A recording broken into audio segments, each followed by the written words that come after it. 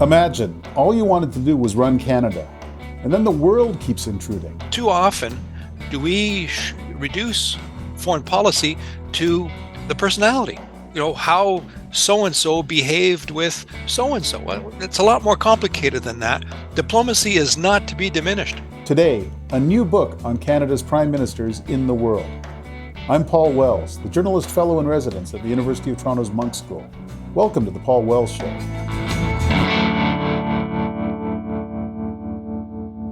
I'm so old, I remember when Justin Trudeau was elected in 2015.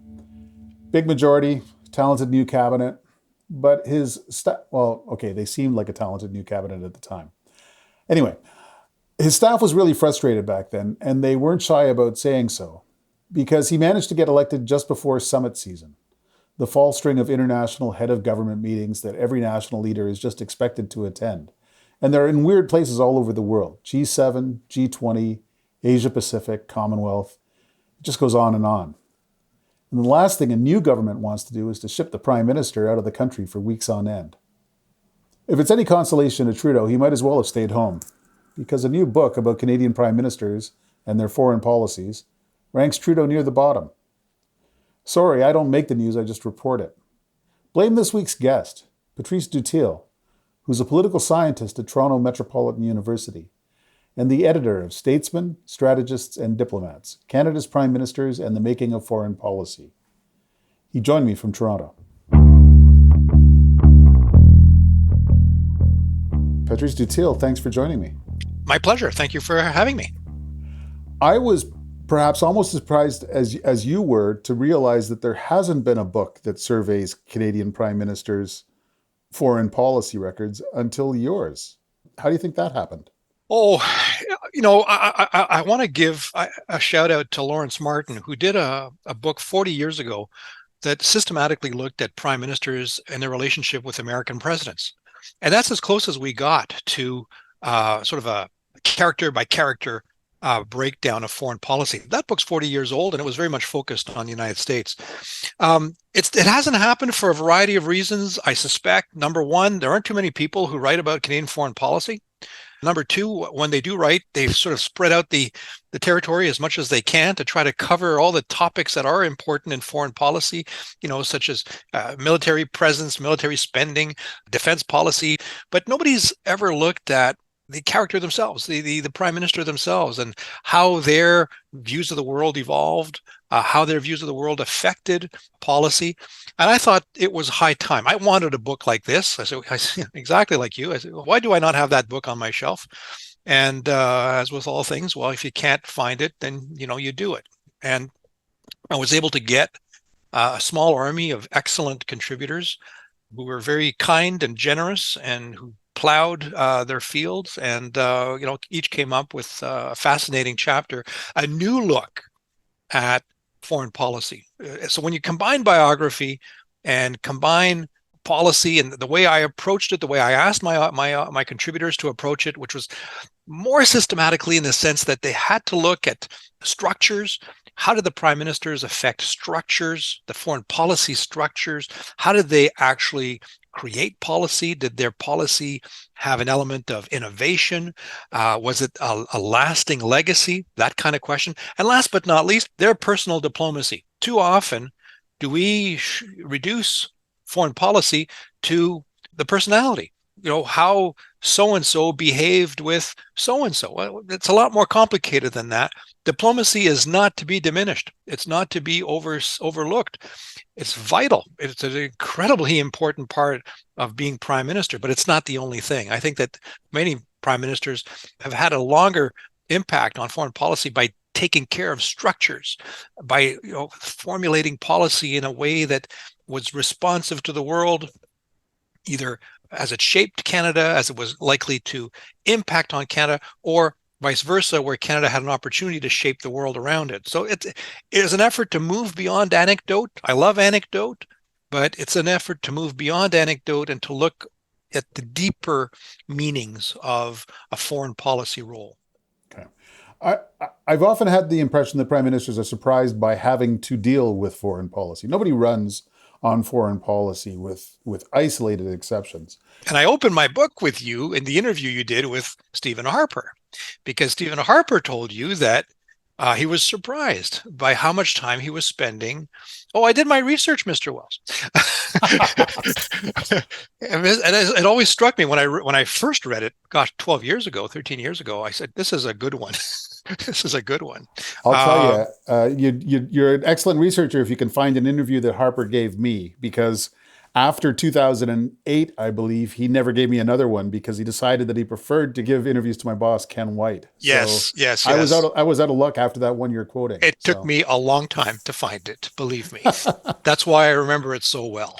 But he did tell you that he was surprised at how much time foreign policy took. And I sort of turned it around. I said, well, he shouldn't have been surprised, because one of the reasons why the Canadian Prime Minister is so powerful, and I elaborate this in my introduction, we do have a prime ministership that is immensely powerful in this country. When you compare it to other prime ministers in Westminster systems, not presidential systems, but in Westminster systems, our prime ministers are extraordinarily powerful. Why is that? Well, in large part, well, not in large part, but in a substantive part, it's because of the exclusive role the prime minister in our country has played in defining foreign policy since 1867.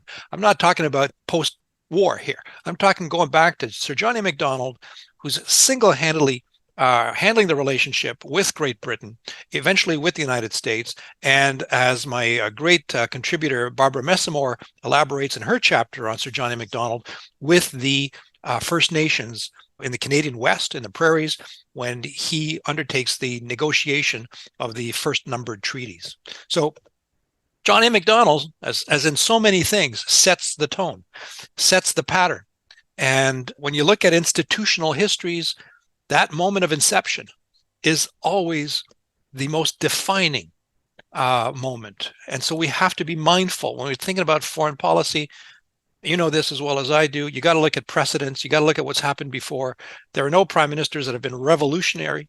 They all start with, what did my predecessor do? What's the history on this? But they do evolve. And that's what makes it fascinating. the book also gets in various ways into the relationship between prime ministers and their foreign ministers. So the foreign minister Yes. is a relatively recent innovation in Canadian politics.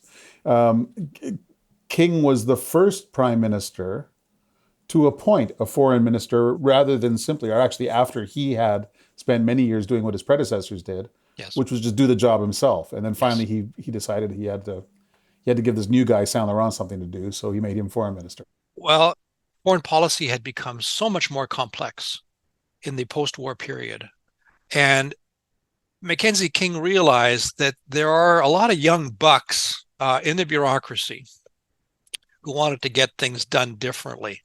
He appointed Louis Saint Laurent, thinking that he could be a buffer, that Saint Laurent could look after the more minor affairs, issues in foreign policy, while he could focus on the important ones. But what happened is that Louis Saint Laurent has a mind of his own, it turns out.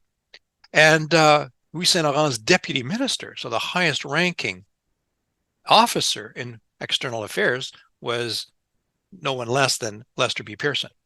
Combination of Pearson, Louis Saint Laurent is absolutely atomic in a newly atomic age, and Mackenzie King can't resist anymore. I mean, he has to yield power to a certain degree. And it's through foreign policy that Mackenzie King's influence in that portfolio starts to erode, that his own position as prime minister starts to erode, because, as I say, the young bucks want a different kind of foreign policy for Canada. And, of course, Mackenzie King is aging. He finally sees in Louis Saint Laurent an heir, somebody who can pursue the Liberal legacy in Canada. And in 1948, he'll eventually yield. He will resign, and Louis Saint Laurent will take over in the fall of 1948, and of course give the position of Minister of External Relations to Lester B. Pearson. Pearson and Saint Laurent, while King was still prime minister, found him timid, constraining, Yes. too bound to the habits of a pre-war Canada, Yes. and not really understanding of what this new Canada was becoming. Yeah. Mackenzie King was too much of a conservative in foreign policy, too much of an isolationist. He had real trouble with NATO. He had trouble with recognizing Israel. He had trouble with Vietnam, because Vietnam becomes a really important issue. The government of Canada is invited to join the United Nations effort to monitor things in Vietnam in 47, 46, 47. Mackenzie King says, away from me, all this stuff. There is no way Canada is getting involved in Vietnam. We have nothing there. Louis Saint Laurent says, no, we have a role to play. We have a role. And Lester B. Pearson, the same thing. We need to be involved. This is an era in Canada, in Canadian foreign policy, when, as I said, those people in the foreign policy bureaucracy are ambitious. They want to make sure that Canada's position in the world is relevant, that it is involved, that Canada is not isolated either with Great Britain or with the United States. It's an effort to multiply the Canadian presence. People called it a utilitarianism. I hate that term. I fundamentally hate it, but there it is. It was this idea that Canada really could not put its eggs in one or two baskets, that its place in the world belonged far beyond its borders. And so, strangely enough, it's important to remember that it was ultimately Vietnam that convinced Mackenzie King that his time was done. The world is a kind of a tough nut for Canada to crack. We are isolated from almost the entire world. We are famously free of the sort of at least since 1814, we don't face a lot of the sort of existential border threats that most European countries have faced all the time.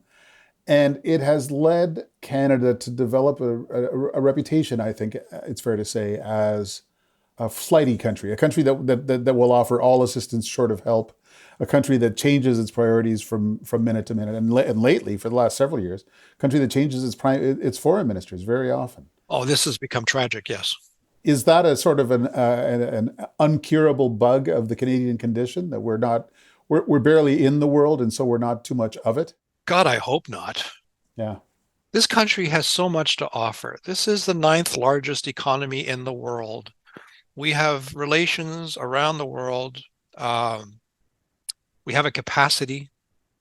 And I say this, there's a caveat for all of these, but we certainly have the potential. We've gone down a path over the last 25 years, I would say, maybe even longer. Maybe we could trace it back to Monsieur Chrétien's tenure. Even though he had his successes in foreign policy, structurally, he did enormous damage, whether he intended to or not, enormous damage to the Canadian foreign policy apparatus. The 95 budget and the budgets that followed sabered into the foreign affairs budget, sabered into assistance, international aid, sabered into peacekeeping, sabered into defense, and we have not recovered from that. We lost enormous capacity, and I tell you, we could go down a whole bunch of anecdotes to demonstrate how Canada's ability to formulate foreign policy, which was acutely felt under Paul Martin, but the very ability to say, what is it we want in the world, has been impaired. So, I think that Mr.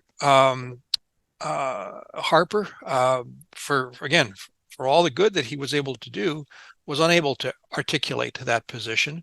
He was much more of a realist, one could argue, in a sense that he really wanted Canada to be focused on the United States, focused on its key neighborhood issues, focused on trade, because trade is a vital aspect of Canadian foreign policy, focused on the military.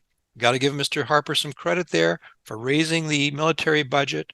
But in terms of an articulation of foreign policy, as you were sort of giving echo to, in terms of our little poll amongst ourselves, the contributors to this book, Mr. Harper ranked very, very low. In fact, the only people who ranked lower or in the same neighborhood are Justin Trudeau, who's had enormous problems articulating a consistent foreign policy. And as you say, an expression of that has been the rotating window, the rotating door of ministers of foreign affairs. Now that goes back to the late Trudeau years, Pierre Trudeau shifted cabinet ministers on the external affairs file quite a bit, but it's continued through. I mean, there've been some exceptions. There've been some exceptions, but most of the time, I think I calculated at one point the average tenure for a minister of foreign affairs is 2 years. Now, when you consider that there are precious few people who are elected to the House of Commons with foreign policy experience, we are inevitably saddled with utter neophytes who will take at least a year to find out what exactly is Canadian foreign policy and why the heck am I in this portfolio, and then realize, hey, this is important, and then they're gone. So the power remains in the office of the Prime Minister, in the PCO, because there's just not enough time for a minister to develop the expertise, the contacts, the vital contacts, the networking that is necessary to be an effective diplomat for Canada. That takes at least a year, if not longer. And the constant rotating of ministers shows that the Prime Minister is still at the center, still running foreign policy, and that those ministers are accessory and can be replaced at the drop of a hat. And that's a terrible thing. Sounds like it. My pet theory about why Melanie Joly is still the foreign minister is simply because she was the one left standing when the music stopped. Like at some point, Trudeau had to stop shuffling his foreign ministers every 18 months, and she's it, so she gets to keep it for a bit longer. That's my best guess. I mean, she is no better trained or prepared than anybody else in that caucus. There's just nobody else there. So yeah, I agree with you. She's the last one standing. Procedural interlude. You didn't write this book, or you didn't write big chunks of it. You did the Tom Sawyer trick of getting every kid in town to paint the fence. Oh, but I've got great kids.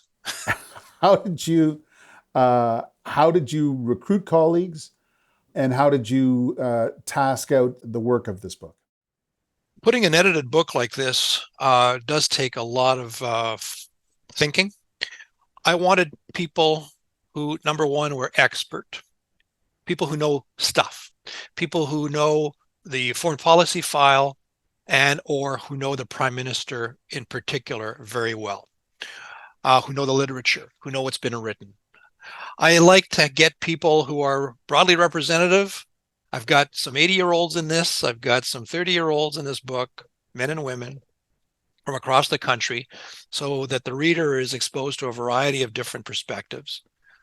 I also wanted to have people who have something to say. I mean, that's not a petty thing. I want people who have something to say. And every one of these chapters reveals an author that has, I dare say, sometimes of a contrarian perspective. If you go through every one of these chapters, there's a contrarian view.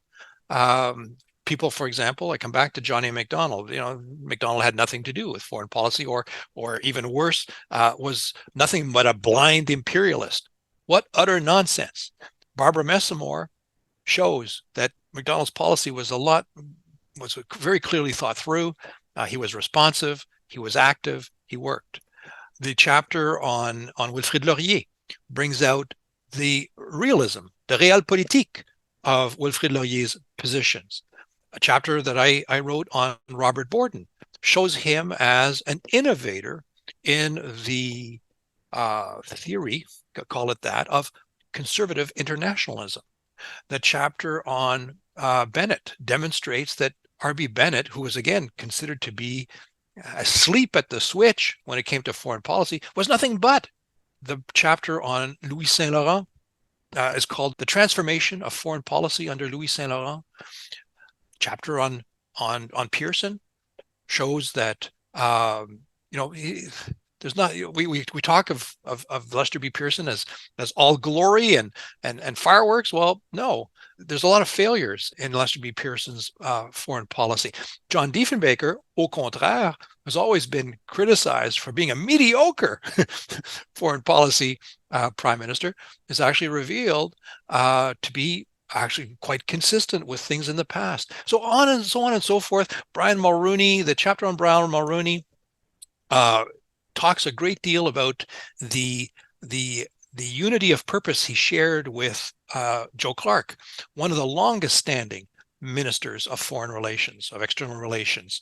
They saw things eye to eye. They're the same generation. They had, arguably, I would argue that they shared a lot of that conservative internationalism model in mind.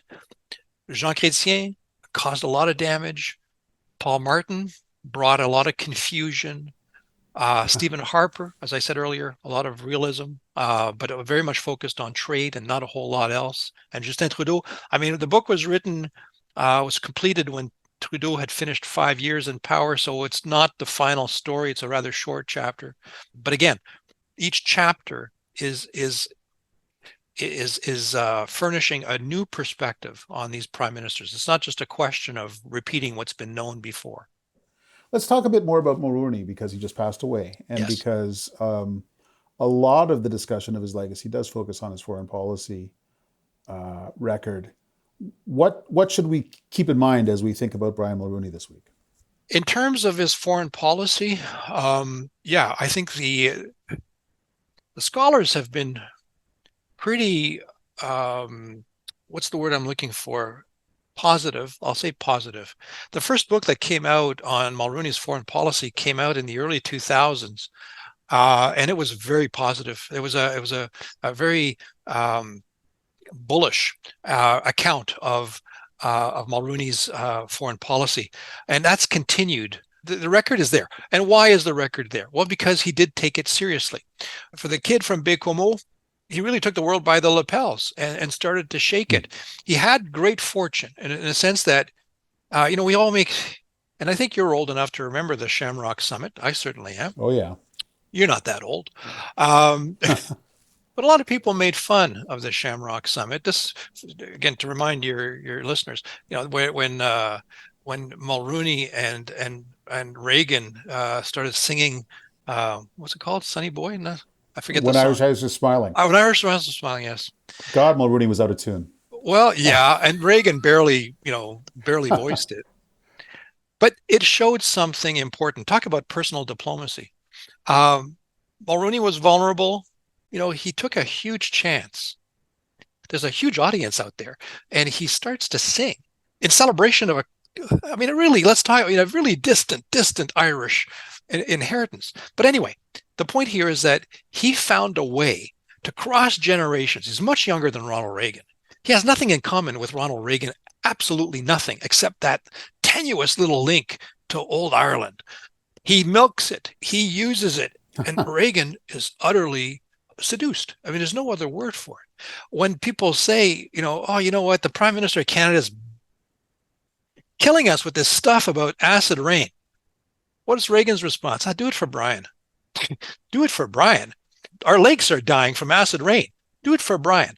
Okay, that's how you move. But it goes beyond that. When you think of Mulroney, I think of Mulroney making full use of the diplomatic apparatus, of empowering the ambassador to Washington to break the mold, to start socializing with members of Congress in a manner that had never happened before. Before that, it was gray Canada, we stay in our place and that's all we do. Alan Gottlieb, who's the ambassador to Washington, says, I want something completely different. Mulroney says, go ahead, knock yourself out. There's no budget here. You entertain whoever you need. We need to get influence in Washington, break the mold, do something different. That's remarkable. That's remarkable. When I talk about a structural impact, that's what I'm talking about. It's making sure you get the right people at the right time. Small things, but these things matter. And Alan Gottlieb, I think, is one of the great heroes of the Mulroney foreign policy. Derek Burney, a key mind in external affairs, is brought into the Prime Minister's office. I mean, again, to try to harness that energy and external, bring some of that wisdom in. Mulroney does it. He does what's necessary. So, I mean, there's that. There's a relationship with the United States that leads to the various environmental treaties, the free trade agreement, no small coup. Again, bringing in Simon Reisman, the architect of the Auto Pact.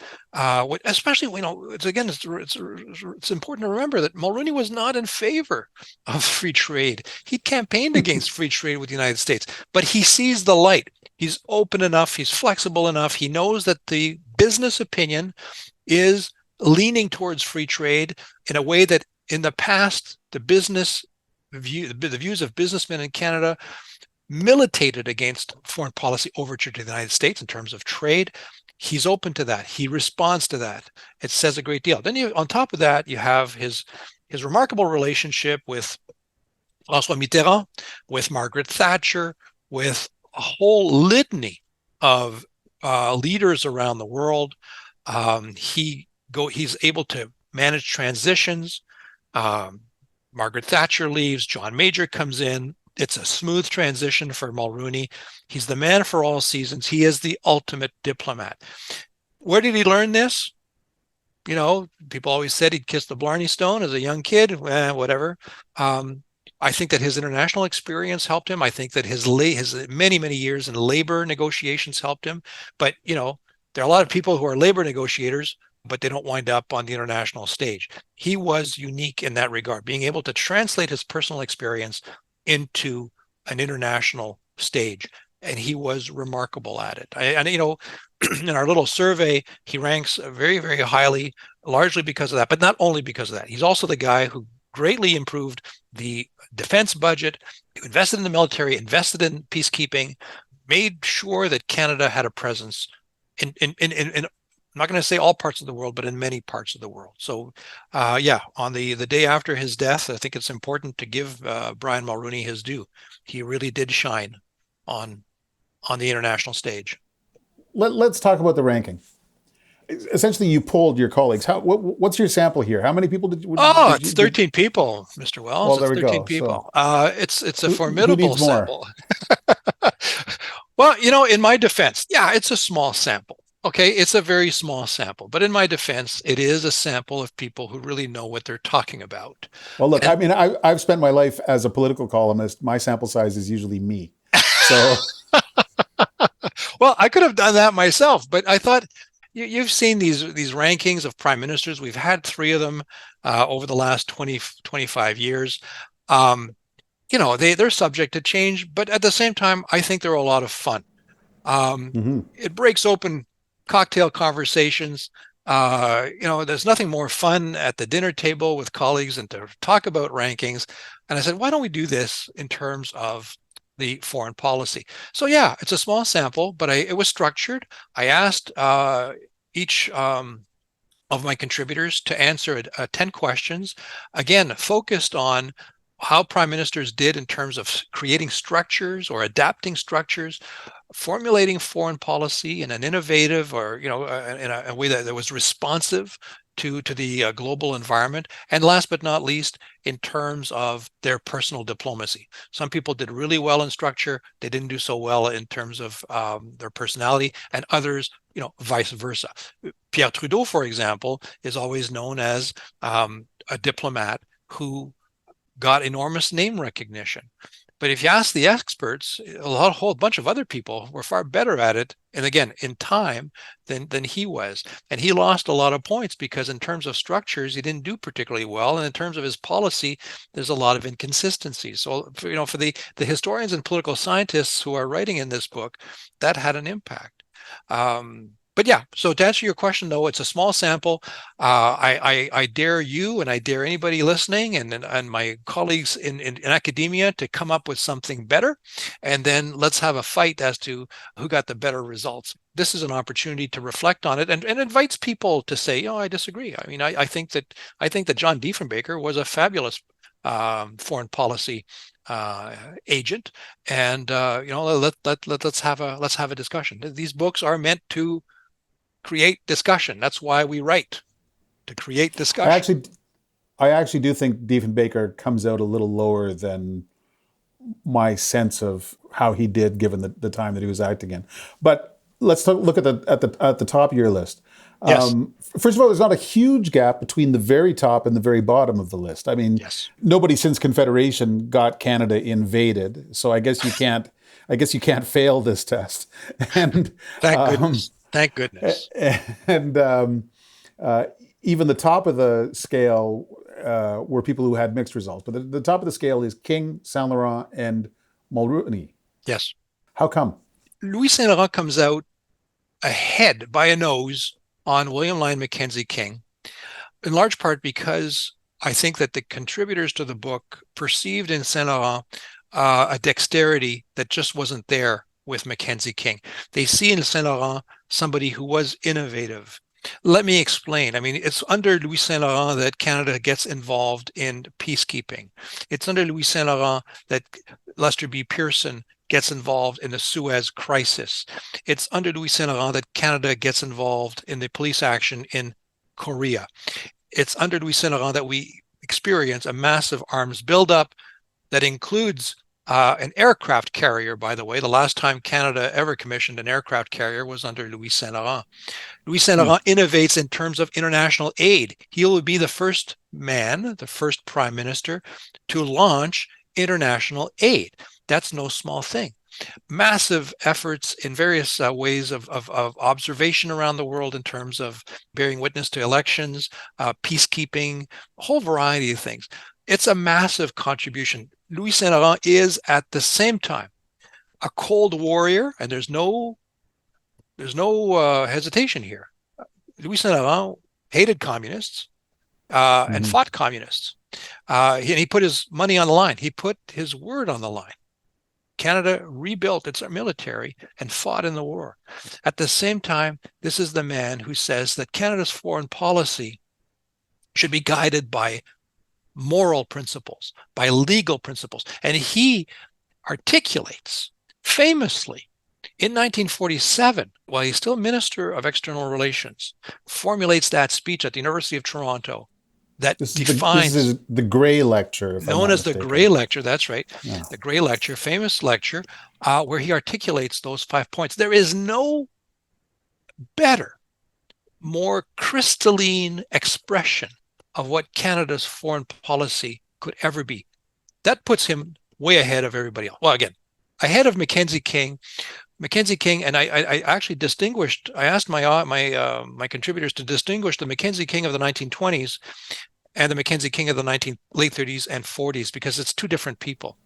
Hmm. And it's the King of 35 to 48 that comes out second, and that's largely because of succeeding in the fighting the Second World War, where King is responsive to the demand for defense, for a contribution to the Allied war effort, where his diplomacy is effective in dealing with the North Atlantic Triangle, a concept that was invented by John MacDonald, of course, but King is very effective in that. And then, of course, the first steps in terms of the Cold War, Mackenzie King has that flexibility, that pliability that shows a very mature and assured foreign policy.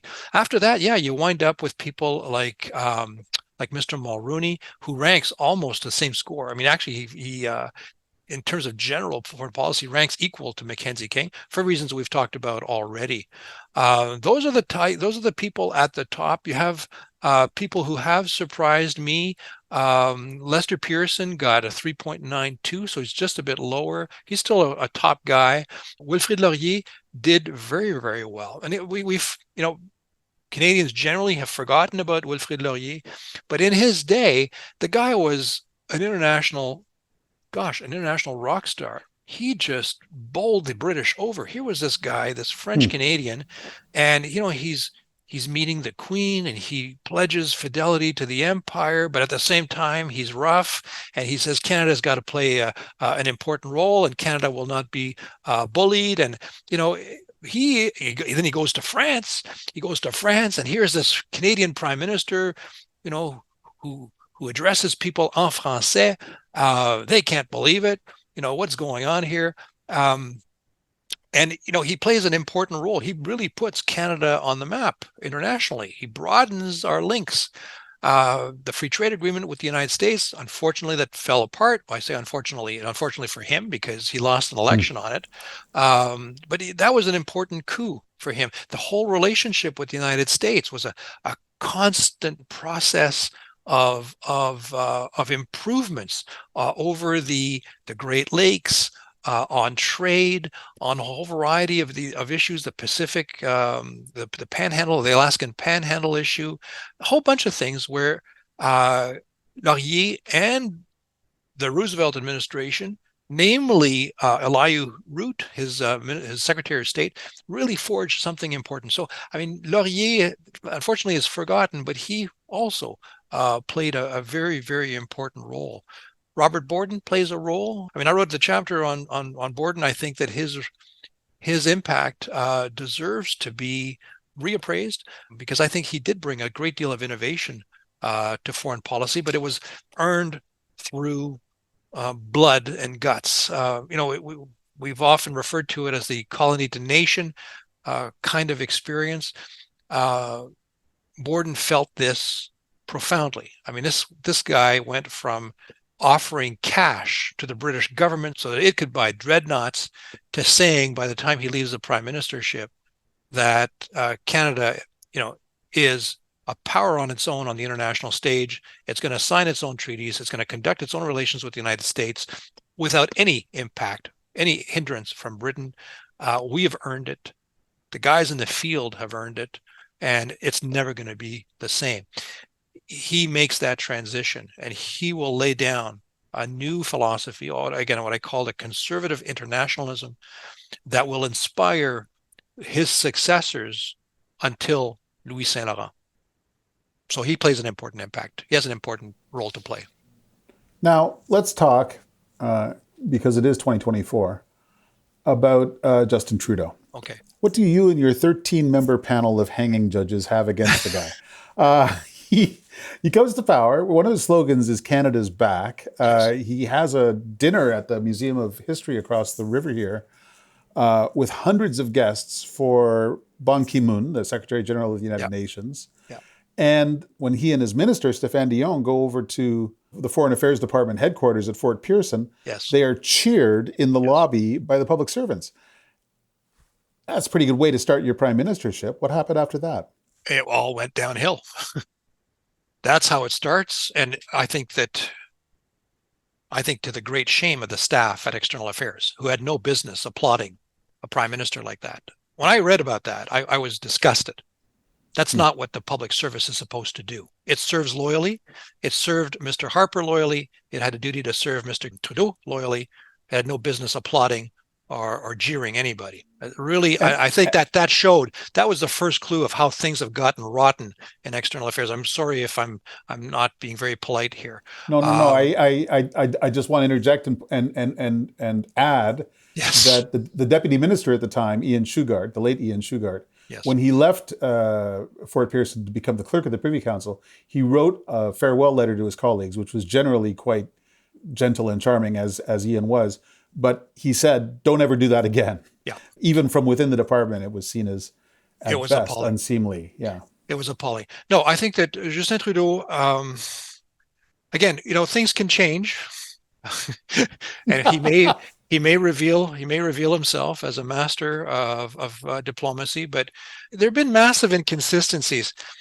I think that he was uniquely unprepared for the job in that regard.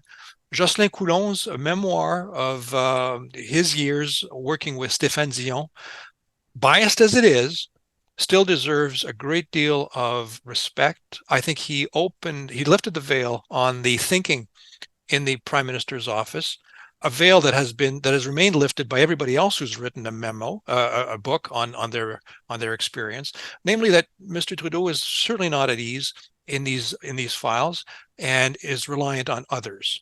Again, every prime minister does that, but he's done it too much. Undeniably, he's had great successes.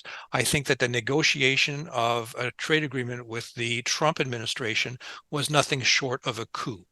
And yet, my colleagues and I gave Mr. Trudeau the lowest score, with the exception of John Diefenbaker, but a score tied with Mr. Harper.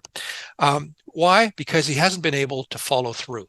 It's been a question of, again, Canada being all sorts of things to all sorts of people, making promises left, right, and center, not showing up when the money is required. Again, there's no denying that Mr. Trudeau has increased the military budget tremendously. The problem is that effort has not translated into real procurement. There is no real philosophy of external relations, of Canada's place in the world coming out of the Trudeau administration, is basically trying to be things to all people. We go into Mali, but we go in with basically a medevac unit. Should Canada play a bigger role in helping countries in distress? I'm thinking of Mali. I could, of course, think of Haiti. In both cases, we have strong affinities in terms of language, in terms of legacies, in terms of a past. Canada's relationship with Cameroon, for example, another example of, again, a country that is so similar to Canada with its bilingual nature, the long tradition of a Canadian presence in Cameroon. Canada, Madame Joly has offered a number of occasions to help negotiate, the various factions inside that country. And the last time I heard, we were openly rebuffed, saying, "You have no business here. Stop being colonialists." Again, Canada sending diplomats to the Russian embassy a few weeks after the invasion of Ukraine. Come on.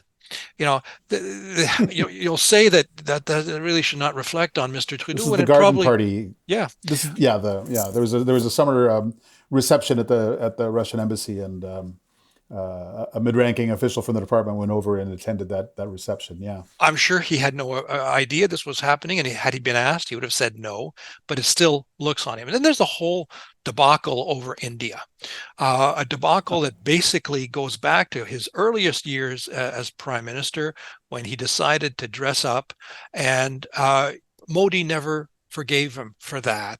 A lot of people have told me unofficially about how bad the relations were between those two on a personal level. I don't know anything about that. Quite frankly, it hasn't been documented, so I'm not going to say anything further. But the performance last June, when Mr. Trudeau was in India, he did not meet with the Prime Minister. Prime Minister rebuffed him. We had just crafted a South Asian strategy. Like, tell me this is working. It's Madame Joly is going on bragging about this new South Asian policy. The first moment it's tested, it's blown out of the water. And we have an Africa policy. But the fact is that over the last 30 years, Canada's role in Africa has diminished to practically nothing. Now, should we have a presence in Africa? I would love to have a candid discussion to see Ottawa say, look, the reality is that distance, needs, relations makes it that we really do not have a positive role to play in Africa beyond symbolism and whatnot. So let's not make a fuss about it. Let's focus on what things we need to focus on for the prosperity and the safety of our country, or the opposite. I'm just speculating here, but come up with a statement that is logical, that is consequential. And I think that because Mr. Trudeau has not been able to articulate anything like that, he gets a very low score, just like Mr. Harper. Again, an inability to articulate, because I think people think that this is not important. And yet, I make the point in the introduction to my book that I think that Canadian foreign policy does matter, that Canadians can be convinced that it does matter. We've had election after election focused on trade issues. That's foreign policy, and Canadians have voted on it. We've had elections over war. We had a leaders' debate in 2015 on foreign policy, and then we dropped it. Like, come on, media, you should be insisting. This book, if nothing else, reminds us that the Prime Minister has a unique power, an untrammeled, uncontested power in foreign policy. This is where the Prime Minister can make or break a file. And yet we think it's a secondary thing. It's not. It's an important thing. I will point out on that the foreign policy debate in 2015, the organizer of that debate, Rudyard Griffiths from the Monk debates, yes, was super interested in having another debate in 2019, but he couldn't get Justin Trudeau to come out for it. Yeah. And so because Justin Trudeau had invented this little bizarre in-house debate commission scheme that they introduced after the 2015 election. And I think that anyway, don't get me started about that. No. Well, but Mr. Griffith's argument should have been echoed, and we should be insisting on it. And we should, because we do have a foreign policy, and I'll recognize the fact that Canadians do not list this as a top of mind item. That in many cases, a lot of Canadians really don't care that we spend any money on defense; they'd rather not. But it is important. As a sovereign country, we do need a foreign policy that is logical, that is coherent, and the people who do this in our country are the prime ministers. Unless we start changing our structures, and it's not going to happen, this is how it's going to be. So we need to know if somebody says, I want to be prime minister, or I'm running for leadership, or I'm leading this party into the next election, we need to know what are their views on foreign policy, and we should be insisting on quality, and we should be judging them if they fail in terms of delivering foreign policy. This matters. So that's the questions that we put to the people who would lead the country. I wonder how it goes the other way. This is the question that popped Okay. into my head. You just produced the first serious survey of Canadian prime ministers and their foreign policy efforts. What have you heard? What reaction have you got from the current prime minister or those who would replace him? About my book? Yes. Well, you're being very kind in asking me such a question. You seem to have forgotten that I'm a very low-key academic with no reach whatsoever. And so I would never expect anybody in Ottawa to contact me on anything like that. And none of them have. I so I've And I got think a, and I think that my lot is exactly the lot of practically anybody in this field. I'm not aware of anybody. I'd have been shocked. so I applaud your modesty, and I get it. It's easy to I get. I too would not expect. Well, I'll tell you, there was a lot of interest at 24 Sussex when I wrote a book about a prime minister a decade ago. But anyway, Well, that's it was a another very story. good book. It was a very good and very Um, personal book, and I read it. Thank you, thank you. You're a man of great insight and judgment. But Yes, this notion that academic study of how these people do their works is, of course, ignored. yes, That's not the way it is all over the world, and no, it's not the way it used to be. Uh, Presidential scholars absolutely get invited to the White House yes, and quizzed mercilessly by sitting presidents. And I remember when Robert Young at Western University wrote a book about how secession would happen 30 years yes, ago. yes, Uh, Bob Young was a mentor of mine. and a great With scholar, and a great scholar. just a fantastic academic. Within 3 weeks after that book was published, he was in Quebec City briefing the PQ caucus on his analysis because they took their work seriously. And I got to say, man, if I if I was sitting in an office within 80 feet of any national party leader, I would sure be interested in a careful study about how prime ministers do foreign policy. And I would maybe take the risk of inviting you to Ottawa to ask you some questions about it. Well, But I you've guess made I my live in a day. dream world, Yeah, you know. you do, Paul, and I'm flattered to no end, and I'll be repeating your words until people really start hitting me. But I've number one, prime minister studies in Canada do not exist, and I am forever jealous of presidency studies in the United States. I had a great opportunity 10 years ago to spend time in Washington, D.C., and I interviewed presidency scholars every opportunity I had because I've been inspired by their work. And the work I've done on prime ministers has been influenced by their work. This is my fourth book on prime ministers. I suffer the lot of political scientists slash historians who care about political history. We are ignored in Ottawa. We are also ignored by the media. It's my lament, but this is the truth. This is the truth. I mean, we feel in this country as though we can afford to ignore the past. And the people who conduct programming, who direct programming, who orient programming, whether it's the CBC or CTV or Global or anyone, are not reproached for not involving scholars. I mean, I do interviews. Whenever I've been asked, I'm very happy to do interviews, but it just doesn't happen. And again, that just goes to show how the world of academia is simply not top of mind. This is not new. It's always been like that, and that's really the lot of Canadian political scientists and Canadian historians. And I happen to be in both camps.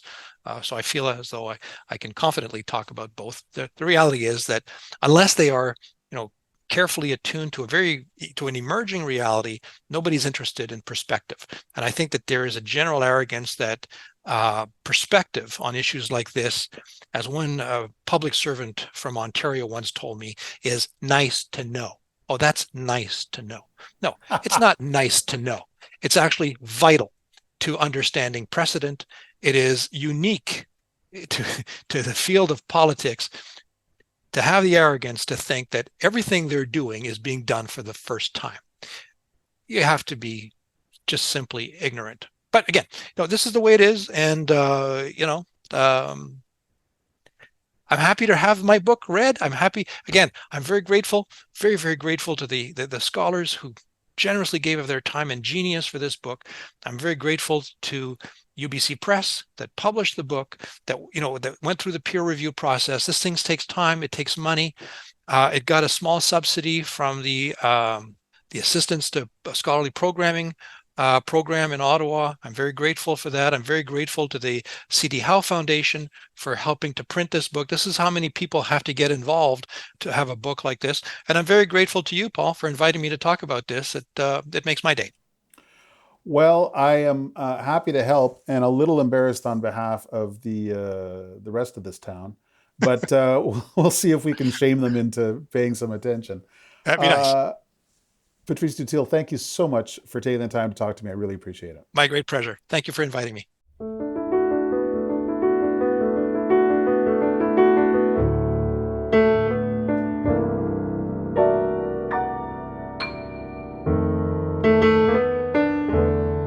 Thanks for listening to The Paul Wells Show. The Paul Wells Show is produced by Antica in partnership with the University of Toronto's Munk School of Global Affairs and Public Policy. Our producer is Kevin Sexton. Our executive producers are Laura Reguer and Stuart Cox. Our opening theme music is by Kevin Bright, and our closing theme music is by Andy Milne.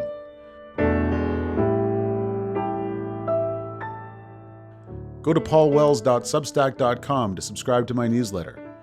You'll also get a premium version of this show with bonus content. We'll be back next Wednesday.